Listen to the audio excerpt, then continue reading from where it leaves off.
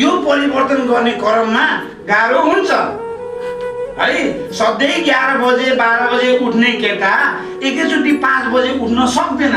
मैले माने जहिले खाएको थाल फालेर हिँड्ने व्यक्तिले गएर माझेर राख्न अलिक अप्ठ्यारो होला।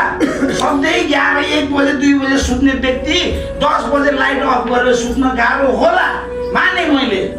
यो परिवर्तन ल्याउने क्रममा गाह्रो दिक्कत आउँछ। त्यो गाह्रो दिक्कत आयो भन्दैमा छोड्ने होइन कि फेरि है। अप्ठ्यारो भयो भन्ने बित्तिकै छोड्ने होइन कि त्यसमा लागिराख्ने हो। प्र्याक्टिस हुन्छ, लागिराख्ने हो। 1 दिन 2 दिन 3 दिन 4 दिन 5 दिन अटोमेटिक त्यहाँ प्याटर्न बस्छ, बानी पर्छ। यो गाह्रो अप्ठ्यारो क्षणिक एक समय हुन्छ के। जब तपाईँ त्यही गर्दै जानुहुन्छ, मन नलाइ भए पनि अप्ठ्यारो लागि भए पनि गर्दै जानुहुन्छ नि, त्यही प्रकारको प्र्याक्टिस हुन्छ, त्यही प्रकारको प्याटर्न बस्छ भने अटोमेटिक तपाईँलाई थाहा हुन्छ